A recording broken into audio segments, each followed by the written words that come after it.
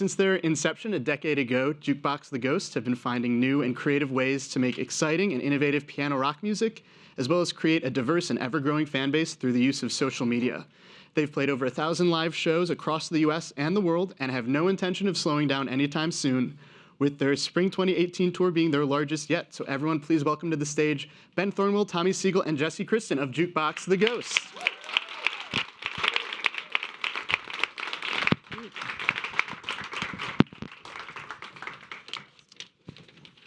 Hey guys, thanks for coming. Thanks for having us. Yes. Hi, everybody. So for anyone who doesn't know, you guys all met in college in Washington, D.C., right? Yeah. So do you remember the first time each of you met the other people in the band? What that was like? What was the moment? I don't know if there's a moment. So Tommy is the new guy. We met Tommy our sophomore year, but Jesse and I lived by each other freshman year, and so we both showed up. And Jesse was like still a skater kid, and I was like 5'6" still, and wearing like Izod polos, and it was awful, really. But somehow we became friends and started playing together. And then Tommy put up a flyer in the music department our sophomore year. Yeah, I mean, I remember. I put up a flyer in the music department. You guys called my landline, which is really dating myself here, but that was like the last 3 months that I had a landline. And I just happened to be around when you guys called, so lucky pickup. Yeah. And yeah, so you each came at it from sort of like a different sense of styles. Ben, you're classically trained as a piano player, right? And Jesse, you have more of a punk background. And Tommy, I've been told you wanted to be in a jam band. It's sort of jam bandy, yeah, maybe. It's sort of, yeah. I like guitar solos. Okay, so coming at it from all those different styles and genres, why did you think in your heads that this would be like the musical match that would make it happen? I don't think we did. We didn't. No. I think it was just like, these are the guys that I guess we're gonna play with, and we'll see what happens. It wasn't like, oh yes, I found a punk drummer and a jam band kid. Like, I got the band. You know? We never thought I'd end up in piano rock. Yeah. Well, I remember like the first practice we had, like thinking like, this is strange, but it could work maybe at some point. That was like my feeling. I was like, these guys are good, but like, there's no bassist. That's weird. I think we still feel that way. Like this is strange. I guess we can keep doing it. Mm-hmm. So when you get in like a cab in the city with a guitar case or drums and the taxi driver says, oh, you're in a band, what type of music do you play? How do you describe it to them, what you do now? Yeah, we all look at each other. I say I'm in a rock band. Which is That's simple. simple and misleading. But I think we say piano rock, because that's like an easy way to say there's a piano in the band and there's also drums and other stuff. Mm-hmm. But I don't know. Yeah, piano rock. Sometimes we say indie piano rock because we wear skinny jeans. And then it all balances out. Right. And so after DC, you moved to Philadelphia for a bit, and now you're here based out of Brooklyn for the past 7 or 8 years, we figured out earlier. And at what point in that process did you realize, oh, being a touring recording band is like going to be our full-time lives from now on? That sort of happened fairly quick out of college. So when we started playing in college, we're playing shows to friends, and it's just sort of anyone we can get, and we're flyering the campus. And then right towards the end of our senior year, people that weren't our friends started showing up. And that's when we're like, all right, let's give this a go. And then moved to Philly and had a 4-bedroom house for like $1,100 or something appallingly cheap. Mm-hmm. And then just started touring and made just enough to survive because we were in a house that cost nothing. And then that's sort of been the case. We just kept doing it. And the one thing that always made sense for us as we were trying to make a career out of this is when we toured, that's how we made fans and got in front of people. I don't think it's really ever been a conscious decision. We've just always kept doing whatever worked, and what happened to work was playing shows and touring. Mm-hmm. Does that sound right? Correct. Okay. Good answer. Good answer. Let's check. Okay, that was it. That was the correct answer. And so you've been going now. You're releasing your 5th studio album, March 30th, Off to the Races. What would you say about this album has been new and an evolution of the band, and what parts of it would you say are sort of like the core, consistent music that is Jukebox the Ghost? So a little background, I think, on this record that is more important than I think we knew going into it is that we, for the last few years, on Halloween, we've been doing a show called Halloween, where we play a set of our own stuff, and then we get into costume and come out and play a full set of Queen dressed up as Queen. And having to do a deep dive into Queen's catalog for 3 years in a row, I think had a bigger influence on us than I think any of us would have really imagined, because what we realize is we sort of hedge our bets sometimes in terms of whether we're making something that's weird or something that's poppy, and sometimes we sort of split the difference. And what we ended up really enjoying about Queen is that they're really catchy and they are so weird. Like everything about them is bizarre. Like even the hits you think are normal, when you actually go back and listen to them, the harmonies, the guitar solos, the structures. So I think for us, it was the first time we'd had kind of a band that we could reference for creative decisions. Like, should we do that? I don't know. That might be a little weird, but Queen did it, and we could sort of reference them for everything. So if we wanted a big harmony stack, we went for it. If we wanted a big guitar solo, we went for it. If we thought this song should have 50 different parts all jumbled together, we did it. And it's not as if we were trying to sound like Queen exactly. It's more that I think they were like our spiritual guide in letting us give less of a crap than we normally do about pop preconceptions. Mm-hmm. Yeah, I can definitely hear in like Jump Started, which was one of the singles you released, that Queen influence, or Everybody's Lonely too. And so I guess starting from that point of this inspiration from Queen, what does the process look like for a standard Jukebox the Ghost song? We have an idea. What's the journey that takes before it ends up recorded and on an album? Sort of every song sort of has its own path. I think Tommy and I both write and then sort of bring it to the band in sort of different states of development or conception.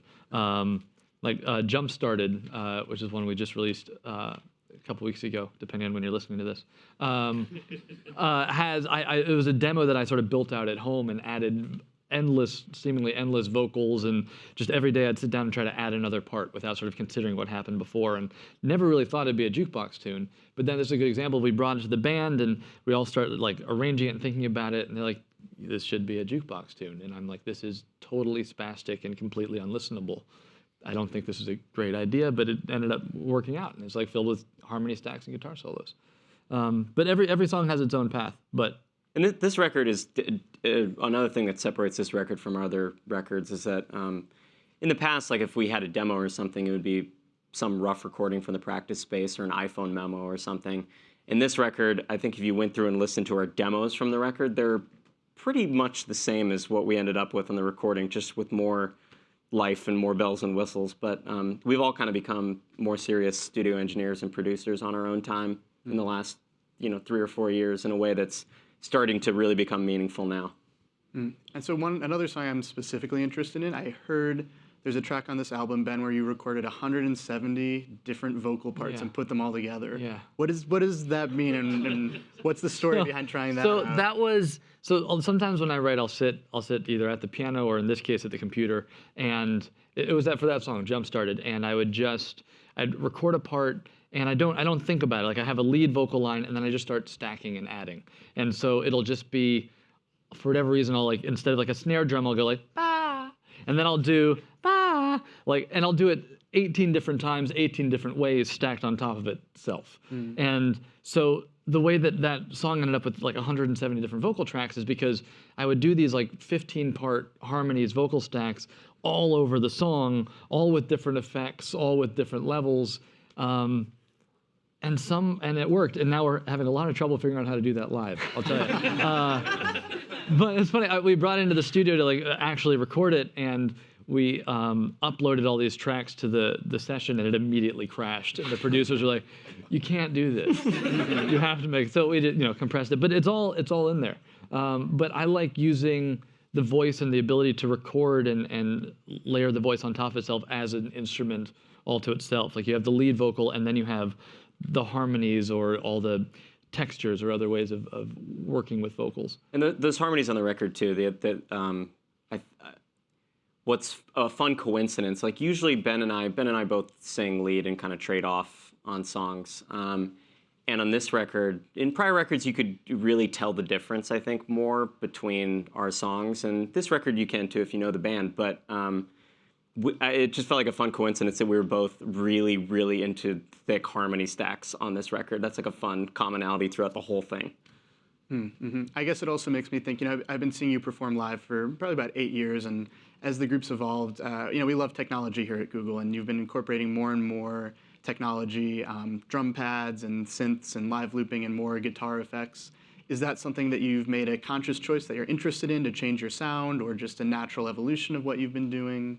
I think whenever we add something technological to our otherwise basic live show, it's just to get across something that we did on the record that we have no other way of doing. So like if I have a looper pedal, I'll hit it, and in a set amount of time, it'll just loop, and whatever I sing, it'll add that on top of itself. And so you can use that as a way to sort of falsify having an 8-part harmony. I just build it live, and it exists there. Or if there's like a, I don't know, Jesse, what do you trigger on that thing? Like a snap.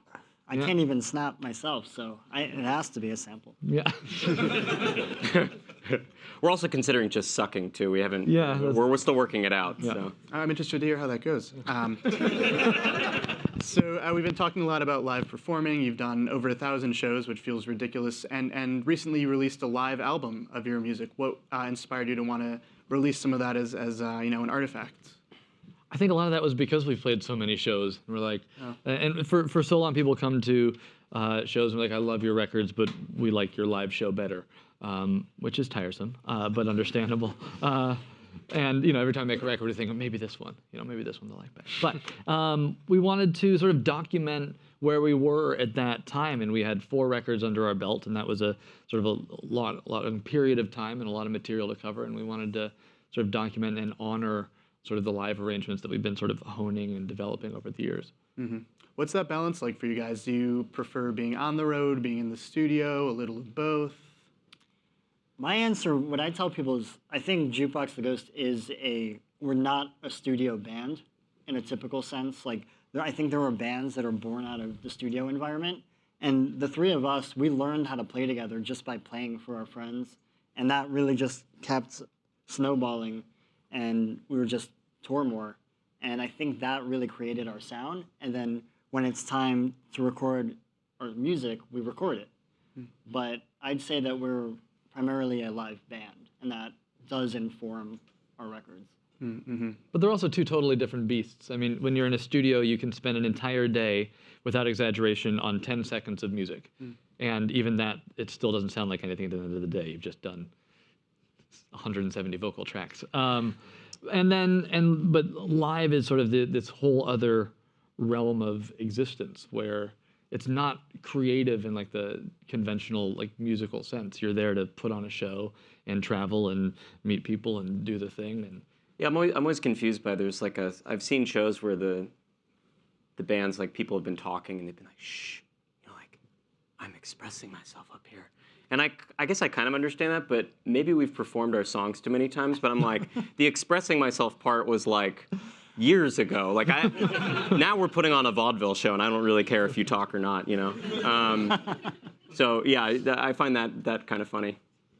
Another thing I have to ask about, since we're talking about the live album, is Hold It In, Foot and Mouth Disease, the bonus release. Would you mind describing for everyone who might not be familiar? Jesse, why don't you take this one? Jesse made this album, by the way. This is entirely his creation. I had some time on my hands after that big tour we did to make the record. And, so we recorded every show from the record, and we could only pick 1 song per show for the record, but there was so much banter for an entire 2-month tour. It's just so much banter. So what I would do is I would have the track open, and I would look for the gap between the songs. So here's a waveform, and then I would just turn up the volume and listen to whatever these guys said to the audience. And I just listened to every show and every gap, and I just compiled all the most ridiculous moments. I have a long history of really messing up from a conversational standpoint on stage because I get too comfortable, and then my mind wanders, and when you're on like show 22 and you're in Des Moines, and it just all falls apart. What's amazing about Ben is that he gets nervous if you tell him to call a pizza place and just like order a pepperoni pizza. He can't do it. But if you put him in front of like 2,000 people with a microphone, he's like, let me tell you about the most embarrassing thing that's ever happened to me. And I don't realize how bad it is until, Jesse went through and cataloged 150 moments. I think it's a 140-track album. most songs are about 20 seconds. iTunes wouldn't load it or something, right? 'Cause it was too Somehow many I figured tracks. it out. Yeah. I mean, as a fan, it was quite a great treat. And you guys have such a really neat connection with your fans directly. One way specifically that I wanted to talk about, Tommy, are your Van Doodles. I think we actually have some visuals to show. Could you describe for people who might not be familiar what the Van Doodles you do are? So yeah, through our band's social media, I'll take drawing requests when we're on tour. So like a fan will tweet like, oh, is there something up there? Okay. Yeah, we got it. A dinosaur living out his dream of flying, aka a dinosaur. Okay, so and then I'll draw it and tweet it back at them. But it's something like everyone can see. It's not like it's a totally private exchange. Nicolas Cage playing. Yeah, Nicolas Cage is both Romeo and Juliet. Jesse as Pennywise the clown. This is a good selection.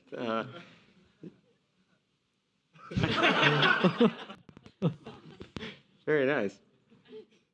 I think we have a bunch here of different ways that you've drawn the band. Yeah, different ways you've drawn the band. And so this is a funny thing that I've noticed is that we used to get fan art pretty regularly. Like there were people who would do fan art of us as something. And then I started doing these and that totally dried up.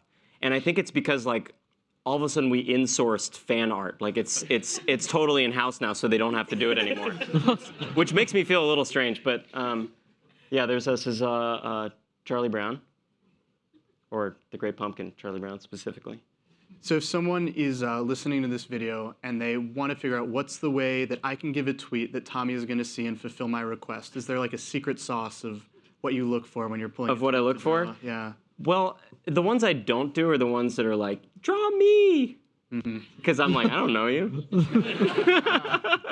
But otherwise, like if they leave enough room for it to be funny, then I want to draw it. If it's something that is just too specific for anybody to understand, like, then I typically don't. But I don't know. I've done so many. I mean, I've probably done a couple thousand at this point or something. Wow, and you have a book of them, right? That you Yeah, a few years ago I put out like a little zine. It's not really a super fancy book, but just a compilation of the first couple of years of doing it. But it's totally snowballed since then, and it's been I mean, as you guys probably know about social media, it is very photo-centric.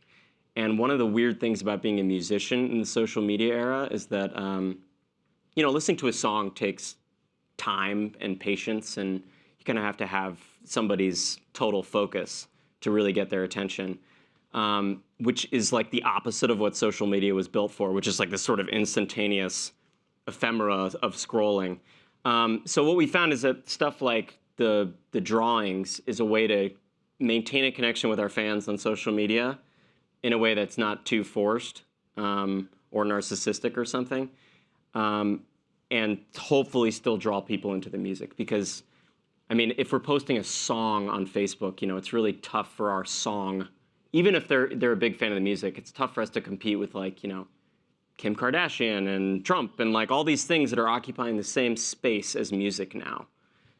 Whereas used to be music was like, you go to the record store and you look through records and you're competing with other music. But we are competing with Kim Kardashian, so...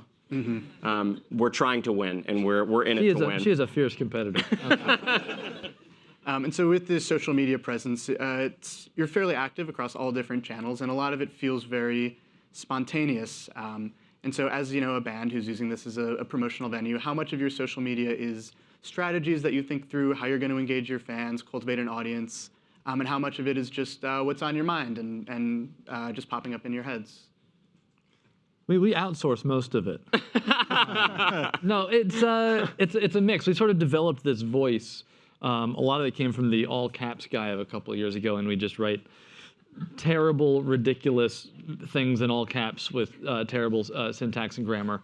And it used to be like an only late night at a bar kind of a posting thing, but now it's just sort of becoming all hours of the day voice for our. this is specifically Twitter, I should say. Yeah. Facebook, we have we use capitalization. But no, proper capitalization. Proper capitalization, punctuation. Instagram maybe a little sloppier, and then Twitter is just an emoji, all caps, landfill. It's a total free-for-all. No. So we're going to start taking audience questions in just a minute if people want to start lining up. While they do, though, one more question. I guess as a result of having this social media presence and you're very engaged with your fans, I see you at the merch table after pretty much every show.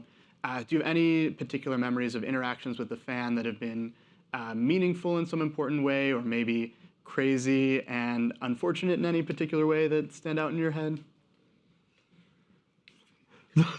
You get both. I mean, you have the moments where, let me phrase it like this: you forget that, or as I often forget that music can have such an actual, legitimate, life-changing impact. Mm-hmm. You write this song and then you spend all this time recording it and arranging it, and we're in a van and we're traveling and we're driving, and all the detail, all the mess sort of takes over, and then you meet somebody after a show who, without sort of over-exaggerating, found a song at a time in their life when they needed it, and you get that feedback of, for them, it's like that, like, saved my life. Like, it was there for a really important part in my life, and that's a really beautiful thing that can happen and sort of pull me or any of us back in and be like, oh, right, we're doing this for a reason, and this is great. And then you have people come up and be so touchy-feely and grabby and think they know you and try to get you to their house. And so you just don't know who you're going to talk to at the end of a show, which is why we always go out. Great. Well, while we're waiting for questions, we talked about Queen and how big an influence that was for you guys. If you had to choose another artist or musician that you feel like right now is being a big influence on the music you're creating, what other artists come to mind? So this is sort of a cop-out answer, but I've been thinking about this as this record has been finally finished, is that usually with a record, I feel like we've explored a sound and I'm ready for the next thing. And what to me is fun about this record is I'm like, well, I could make another record like that tomorrow. So honestly, I think it really felt like we cracked something new open with this record that we're going to keep exploring. Awesome. So we have a question over here. Hi. Thanks a lot for coming and just for being a great band. We've been to a lot of your live shows and really love your music. Thanks. So kind of a two-part question. Since you've done so many live shows, I'm curious, is there a song that you love performing live the most? And then is there one that maybe you don't hate performing it, but it's most loved by crowds, but you're like, well, we could stop playing that and I'd be happy about it? I think before I get into specifics, each of us has a song that we never want to play, and it's always a conversation. There's a song called "The Popular Thing," which is from our second record, and not to throw you, but Jesse hates it. He doesn't ever want to play it. No, He likes the song. He likes I like the song. Never wants to play it. And it's such a played out conversation that it's not worth the argument. We never play it. I mean, it's become a running joke right before we go on stage. Is they like, want to throw a popular thing in? Yeah, let's do the popular thing. We're about to get so many requests for popular. Yeah. But then there's songs that sort of all, for me, Good Day, which is the first song from our first record, I always love playing it. It feels special, it feels emblematic of everything we've done, and it works for whatever reason. So that stays with me. We always pull songs in and out of rotation too, so or try to anyway. Like Hold It In, I think we were all really, really, really sick of. And then we stopped. We haven't played it for like 2 years, and now we're playing it again, and we're like, this is great. Yeah. It's so easy. Those breaks are good, though, because for Ben, like he's played a song so many times, he'll forget the lyrics somehow, because it's like that comfort zone. So you got to give Hold It In a break, or Victoria. The one song I'm not sure is ever going to get old for me is playing live is Hollywood, which is like, yeah, right? I mean, it's just like, it was like the first time we played that song live, it was just so obvious that we were never not going to play it ever again. For those of you who don't know, Jesse comes out and croons to the audience like a jazz lounge singer for that song. I don't hate that one. I don't mind it. You're good. Yeah. Awesome. Thank you. Thanks. Question over here. Hi. I've been listening to your music for, I guess, a while. And one of the things that keeps me coming back to the albums and sharing them with my friends is not only like the sound, which I really like, but kind of like the narratives and the stories behind songs and albums. Like some of them are really apocalyptic, And so I was wondering if you could talk a little bit about like a narrative or a story behind an album, either an old one or this new one. Well, I know the narrative thing I think is particularly evident on our first record. For those who don't know, it's called Let Live and Let Ghosts. And that record was, we were away from each other in college for the only like 9-month period that we were away from each other in college at all. And when Ben was gone, you wrote Good Day and Victoria, Hold It In. You wrote all those songs were from that period of time. And the same thing happened for me, but I was maybe being a little OCD about it and was writing a full concept album about the apocalypse, which we then divided up and trimmed down and put parts of it on Let Live and Let Ghost. But yeah, I was very much a concept album guy at that point in time. And you can definitely hear that on the first 2 records. Yeah. The new record, by the way, if anybody's curious, is not a concept record, though, which I'm sorry to disappoint anybody who was hoping for our Quadrophenia. All the songs are about horses, but But it's not a plot, it's just they're all about horses. It's just horses. coincidence. Yeah. Great, thanks. Question over here.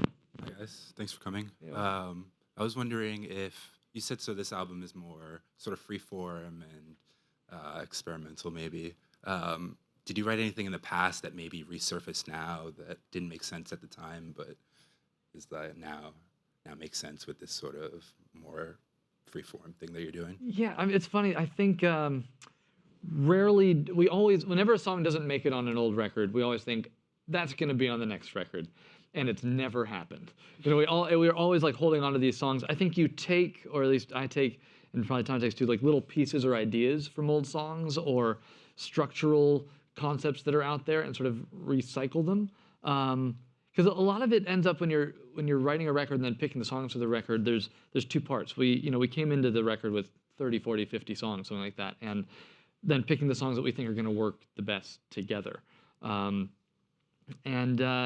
think when you're writing, you always think, no matter what, the last thing you wrote is the best thing you've ever written, and you're probably never going to write another song again in your life. Like that's sort of the balance. And so I don't know if we've ever actually taken a song from the past and successfully brought it back. I don't think so, but I was thinking about recently. There's a song that we used to play in college that I was kind of mentally coming back to for the first time in like 12 years and thinking like, that kind of could work now, but it didn't. For whatever reason, it wasn't working for us in 2008. But that's the first time I've had that thought in our entire career. So maybe in the future. Thanks. Yeah. Thanks.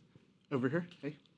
Since you're here at Google and you mentioned social media, I wanted to kind of flip the script and hear from you. What's something that Google and YouTube could do better to engage with up-and-coming music creators such as yourselves?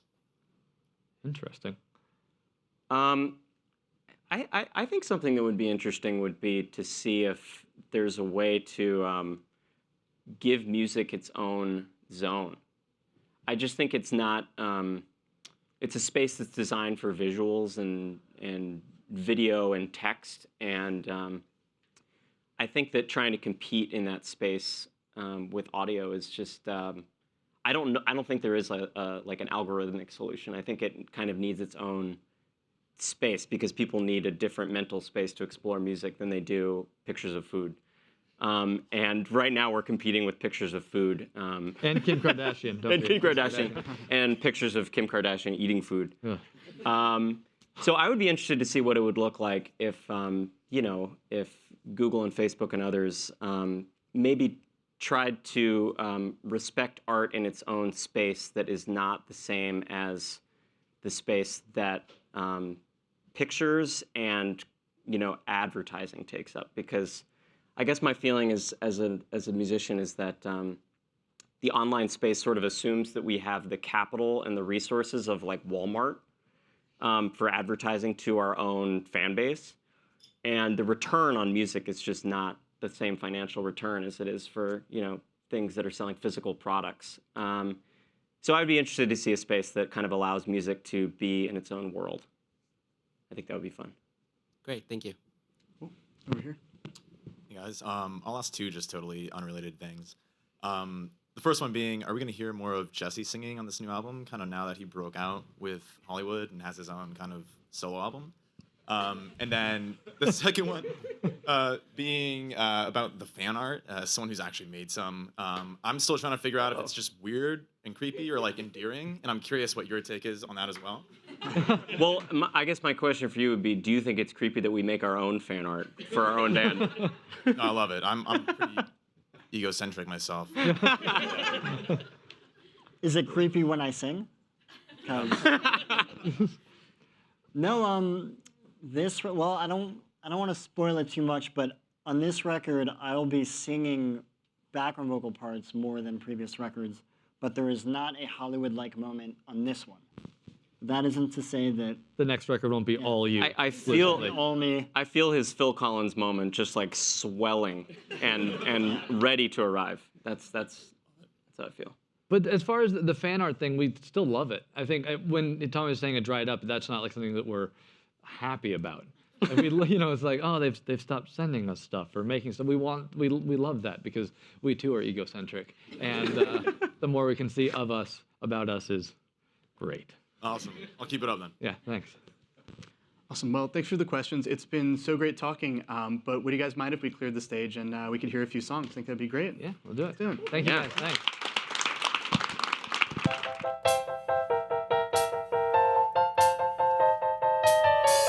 Dragged into another heartbreak,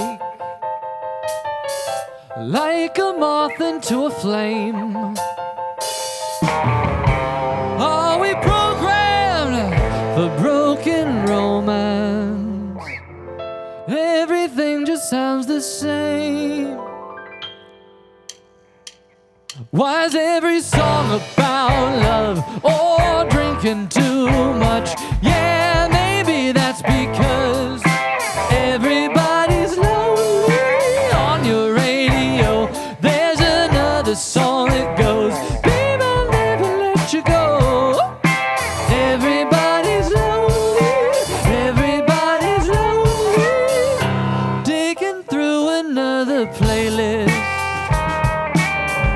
searching for a piece of art.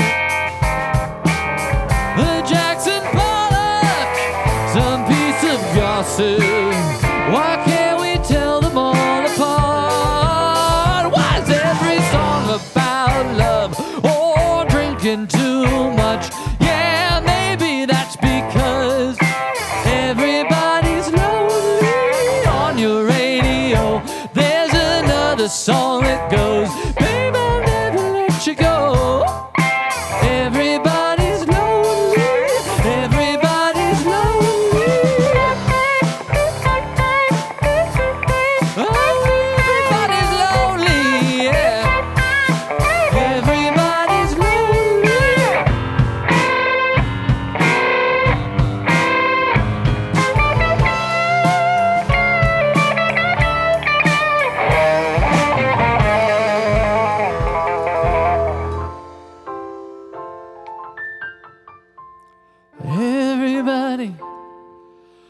Everybody's lonely.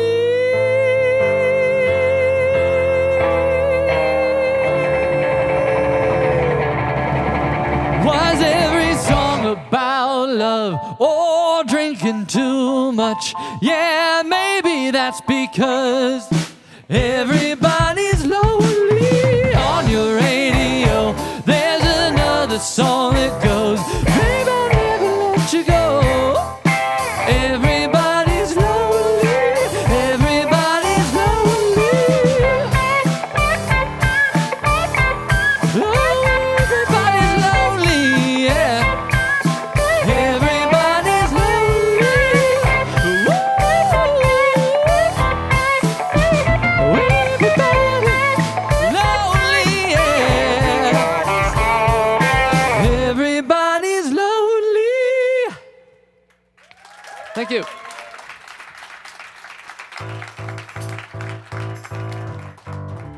So this is another song from our new record, and it's about growing up, getting older, and it's called Boring.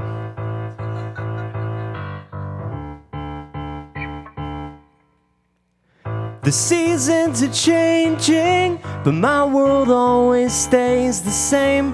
Children laugh behind my back, but they're younger every time. All my friends are having kids, but nobody's sure why. I guess they'll procreate until they die. Everyone is boring, everything is lame. Everybody thinks they're not the same. So why don't we get boring? Let's get old and lame. Let's get a house and kids and change your name. I'm torn on the inside, a little ashamed to say that the house out in the suburbs calls my name. I'm not insane, but maybe I should be. It would explain some things. I WebMD myself, but somehow nothing's ever wrong. Everyone is boring, everything is lame. Everybody thinks they're not the same. So why don't we get boring? Let's get old and lame. Let's get a house and kids and change your name. Now it's really bringing me down that the house with the picket fences calling out. Oh, I'd rather rot in hell than watch you become someone lame with someone else. That really bring me down. That really bring me down. So let's get old and boring. Let's both become lame. Let's get a house and kids and change your name. So why don't we get boring? Let's get old and lame. Let's get a house in summer up in Maine. Let's get old and boring. Let's both become lame. We could be so boring. Let's get a house and kids and change your name.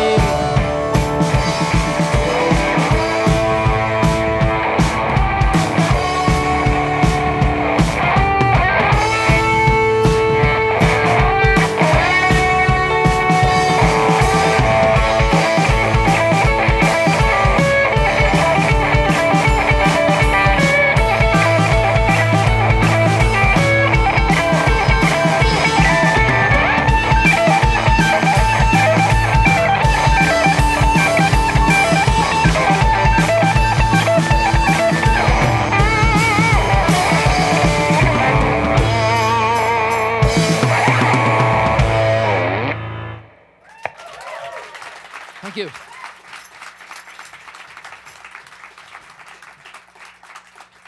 So we have one more song left. Thank you all so much for being here and listening and asking questions and giving us tricky water bottles, all that sorts of stuff. This last one's called Fred Astaire.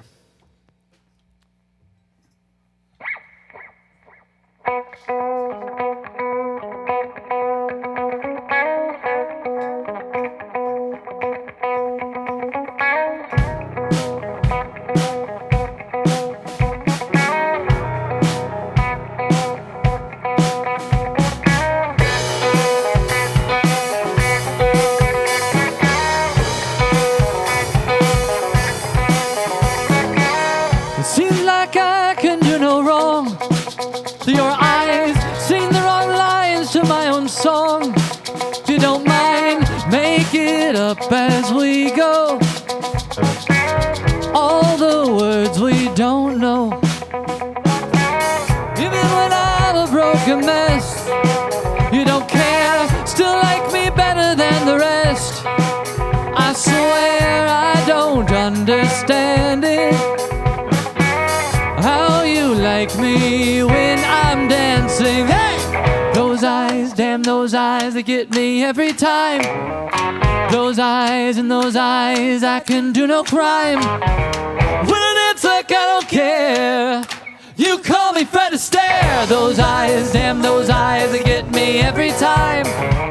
Those eyes, in those eyes, I can do no crime. When it's like I don't care, you call me Fred Astaire.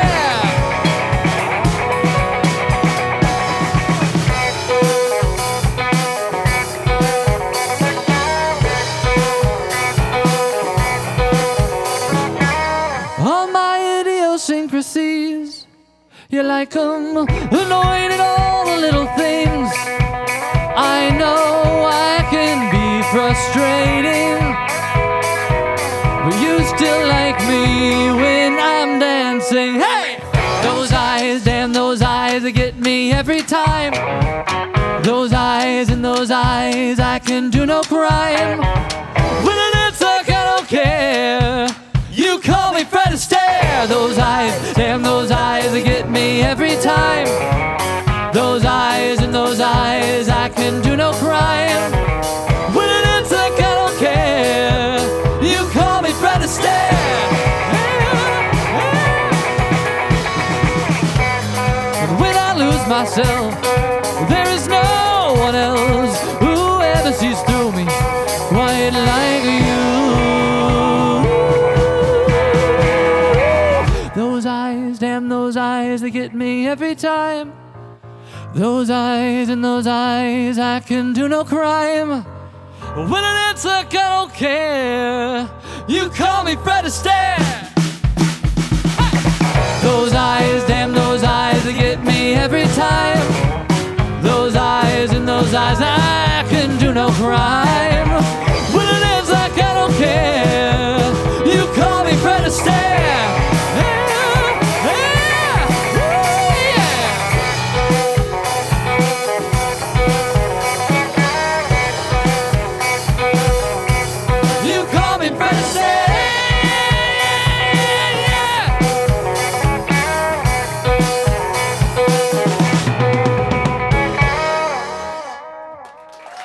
Thank you all so much.